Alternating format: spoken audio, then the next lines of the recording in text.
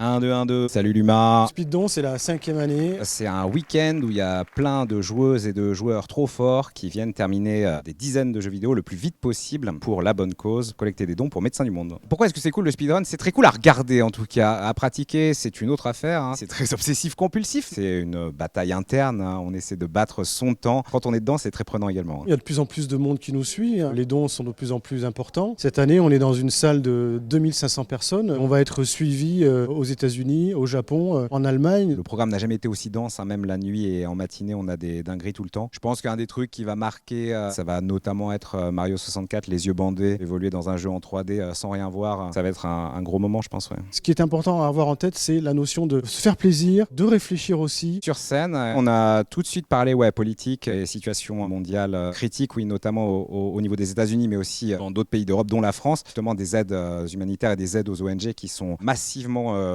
réduites, voire coupées. On intervient dans 30 pays. On est à Gaza, en Cisjordanie, en République démocratique du Congo. On s'est positionné clairement l'année dernière contre les idées extrême droite et contre le Rassemblement national. Elles vont à l'encontre d'une certaine éthique médicale, à l'encontre de la solidarité, à l'encontre de l'État social et à l'encontre de la démocratie. Donc pour nous, c'est une question existentielle et fondamentale. Ouais, on a une fascisation du discours général qui pousse vraiment vers de l'individualisme et surtout de l'intolérance et de la xénophobie, de la peur de l'autre. Mais c'est important, je pense, oui, de directement entrer dans l'ambiance. On est un événement qui est forcément politique, de facto, qui essaye d'être inclusif. C'est pas dramatique de l'assumer, quoi. On défend les droits fondamentaux, on défend le droit international humanitaire, la lutte contre les inégalités sanitaires et sociales. Et donc on est souvent en tension avec des politiques publiques qui, de notre point de vue, ne sont pas assez efficaces pour lutter contre les inégalités. Vu le contexte actuel et vu l'énergie positive, plus les restreams internationaux sur l'event, on va péter le record, c'est sûr. Et dans un monde idéal, il n'y aurait pas besoin de demander aux gens et aux contribuables de filer du pognon, et ça devrait être beaucoup plus pris en charge par une unité internationale et une solidarité